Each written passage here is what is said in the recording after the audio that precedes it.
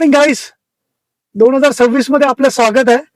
आणि आपण 2026चा पहिला दिवस अतिशय सुंदर सुरेख स्वामींच्या मठामध्ये घालवला. इकडे आरती करायचं आपला सौभाग्य मिळालं. आणि आता जे न्यू इयर रिझोल्युशन वरती आपण एक मागच्या व्हिडिओमध्ये बोललो होतो, आता मला वाटतं त्याच्या घेऊनच थोडंसं पुढे आपण बोलायचं आहे की नॉर्मली न्यू इयर रिझोल्युशन मध्ये आपण जे करतो रिझोल्युशन त्याच्यामध्ये कधी हेल्थ वेल्थ हॅपीनेस याचा सगळ्यांचा सहभाग असतो. पण हे करत असताना आपण त्या गोष्टीचा स्ट्रेस न घेता करता येईल का? रिझोल्युशन आपण कशासाठी करतो? एकतर नवीन वर्षामध्ये काहीतरी एक निश्चय केलेला असतो की आपल्याला तो निश्चय केल्यानंतर त्या ध्येयापर्यंत पोहोचायचं याच्यासाठी. पण मग रिझोल्युशन केल्यानंतर मग असं विचार करण्यात काय अर्थ नाहीये की आज मी हे रिझोल्युशन केलं आणि आज मी करू शकलो नाही. जसं व्यायाम असेल, आज मी गेलो नाही, मग 2 दिवसाचा परत गॅप पडला, मग 4 दिवसाचा गॅप पडला, या रिझोल्युशनला काही अर्थ नाही. रिझोल्युशन हे अतिशय डिसिप्लिन असेल तरच करता येऊ शकतं. कुठलीही म्हणजे त्याच्यामध्ये किंतु परंतु ठेवता कामा नये. आणि रिझोल्युशन करत असताना दुसरी एक गोष्ट मला असं वाटतं की तो स्ट्रेस न घेता करता आला पाहिजे. म्हणजे सहज, जसं आपण आता रिझोल्युशनचं उत्तम उदाहरण जर आपल्याला घ्यायचं झालं ना, तर भलेही ते अतिशय इतिहासातलं असेल वगैरे, पण अचूक उदाहरण आहे. म्हणजे छत्रपती शिवाजी महाराज यांनी वयाच्या एकदम बाल वयामध्ये त्यांनी स्वराज्याचं जे स्वप्न डोक्यात ठेवलं होतं, ते स्वप्न साकार करण्यासाठी जे येईल तो, जिथे तह करावं लागेल, जिकडे लढावं लागेल, जिकडे गरिबी कावा करावं लागेल, असं प्रत्येक वेगवेगळ्या सिच्युएशनला वेगवेगळे निर्णय घेऊन ते ध्येयापर्यंत पोहोचले. That is the real resolution. म्हणून अजून सुद्धा जो आपण गुगलवरती टाकतो ना की इंडियन नेव्हीचं संस्थापक कोण आहे, तिकडे उत्तर अजूनही येतं की छत्रपती शिवाजी महाराज म्हणून.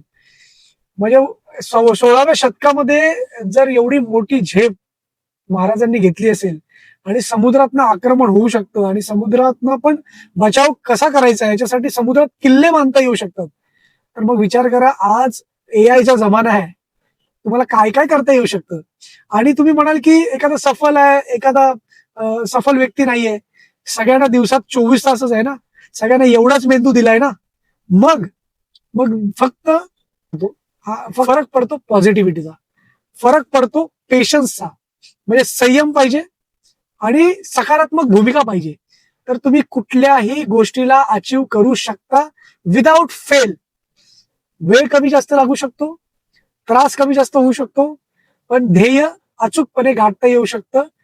हेच रिझोल्युशन घेऊन आज आपण असं मनामध्ये निश्चय करूया की जर हेल्थ आहे, योगा, मेडिटेशन, प्राणायाम आणि तुम्हाला रिलेटेड टू जिम असेल, वॉक असेल, जॉगिंग असेल, तुम्हाला जे जे तुमच्यामध्ये शक्य असेल ते न चुकता, न थकता, न एक्सक्युजेस देता.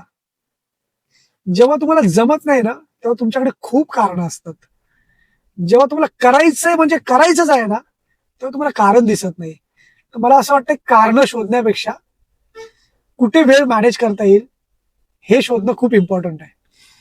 आणि करिअरमध्ये जर बोललं तर मग असं विचार करा की प्रत्येकाला प्रत्येक वर्षी पुढे जायचंय. सायकलवाल्याला बाईक पाहिजे, बाईकवाल्याला कार पाहिजे, कारवाल्याला चांगली कार पाहिजे, चांगल्या कारवालीला असं कार पाहिजे की जे अख्ख्या सोसायटीमध्ये नाही, अख्ख्या पाहुण्यांमध्ये कोणाच्यात नाहीये. म्हणजे म्हणजे कुठेही विचाराची प्रोसेस थांबत नाहीये. मग थांबतं काय माहितीये, फक्त कृती थांबते. मग कृती आणि विचार याची जर सांगड घालता आली तर मग ते रिझोल्युशन तुम्हाला कोणीही गाठायला थांबवू शकत नाही. ही काळ्या दगडावरची रेग आहे. आणि दुसरी एक गोष्ट म्हणजे खूप मजेशीर आहे, जो जॉब करतोय त्याला बिझनेस करायचा आहे आणि बिझनेसला माणसाला वाटतं की अरे सिक्युअर जॉब है यार, महीने का कम से कम ठीक ठाक इन्कम आता है, मुझे पता है कितना आता है. म्हणजे आहे त्या ठिकाणी आनंदात राहून पुढे जाण्यासाठी प्रयत्न करणं, मला वाटतं ते खूपच महत्वाचं आहे. असं म्हणत नाही कोणी बिझनेस करू नका किंवा जॉब करू नका. ज्या ज्या सिच्युएशन मध्ये माणसाला जे जे करावं लागतं ते ते करायलाच पाहिजे, अगदी करायला पाहिजे. त्याच्यामध्ये माझं दुमत नाहीये. पण असमाधानी राहून एखादी गोष्ट केलीत तर ध्येयापर्यंत कसे पोहोचणार आहोत आपण, नाही का? मग मला असं वाटतंय की ध्येयापर्यंत पोहोचत असताना कॉम्प्रोमाइजेस करावेच लागतात, संयम ठेवावाच लागतो आणि दिशाहीन होऊन चालत नाही. विचार करताना अतिशय सोपं वाटतं ना, रिझोल्युशन करणं किती सोपं आहे. पेन पेपर घेतला आणि चालू केलं, मला हे करायचं, हे करायचंय. पण आचरणात आणायला किती कठीण आहे, खूप कठीण आहे. आणि किती सोपं आहे, खूप सोपं आहे. मांडला तर देव नाही तर दगड, ही जी काही वाक्य आहे ना, ते तितकंच रेझोल्युशन करणं आणि न करण्यामध्ये फरक आहे. माझे जे प्रेक्षक बघतायत, माझे मित्र बघतायत, त्यांना मला तेच विचारायचं, तुमचं न्यू इयर रेझोल्युशन काय आहे? नक्की कमेंट्सला खाली करून शेअर करा, म्हणजे आम्हालाही कळेल की आमच्या रेझोल्युशन पेक्षा कोणाचं तरी रेझोल्युशन अजून पण चांगलं आहे. अरे हा तर विचार झाला नाही मनामध्ये की हे असं पण करू शकतो. मग तुमचा एक रिप्लाय, तुमचं एक कमेंट माझे पण डोळे उघडू शकतं, माझ्या बघणाऱ्यांच्या आणखी लोकांच्या मनात येऊ शकतं की अरे असं पण होऊ शकतं.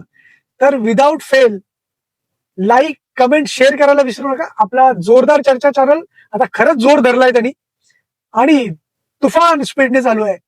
म्हणजे एक सबस्क्रायबर पासून 250 सबस्क्रायबरला कधी पोहोचलो कळलं नाही. आणि वॉच टाइम ज्याला म्हणतात, म्हणजे किती वेळ बघितलं, तर 150 मिनिट लोकांनी बघितला हा चॅनल. अंदाज आला नाही कधी तिथपर्यंत पोहोचलो. मला तुमच्या बरोबरच या न्यू इयर रिझोल्युशन मध्ये आणखी एक गोष्ट ऍड करावीशी अशी वाटते, की हा न्यू इयर मध्ये हा जोरदार चर्चा चॅनल आपल्याला 10,000 सबस्क्रायबर पर्यंत पोहोचवायचा आहे. माझं तरी स्वप्न आहे ते. आणि मला ह्याच्यामध्ये अजून एक गोष्ट ऍड करावीशी अशी वाटते ना, की खरं तर जेव्हा आपण एखादा पण निश्चय करतो ना, तेव्हा त्या निश्चयाची लोक आपल्या आजूबाजूला आहेत का, ते बघणं पण तेवढंच गरजेचं आहे. जेव्हा जेव्हा तुम्ही 5 बिझनेसमॅन बरोबर उठता बसता ना, तर 6वे बिझनेसमॅन तुम्ही असता. जेव्हा 5 गरीब लोकांमध्ये उठता बसता ना, तर 6वे गरीब तुम्ही असता. जेव्हा 5 चोरांमध्ये उठता बसता ना, तर 6वे चोर तुम्ही असता. अशीच चर्चांची मजा मजा आपण करत पुढे जाऊ. आणि मलाही मजा वाटेल तुम्ही जेव्हा इंटरॅक्टिव्ह व्हाल, आपण बोलू लागू. आणि तुम्ही जेव्हा बोलू लागाल तेव्हा मला आणखी मजा येईल. कारण कसं आहे, कुठलाच माणूस परफेक्ट नसतो. त्यामुळे मला परफेक्ट होण्यासाठी तुमची नितांत गरज आहे. आणि तुमच्या सपोर्टने परिपक्वता लवकर येईल. तर प्लीज सपोर्ट करा आणि तुमच्या या मराठी माणसाला, या एक सर्वसामान्य माणसाला परफेक्ट होण्यासाठी सपोर्ट करा.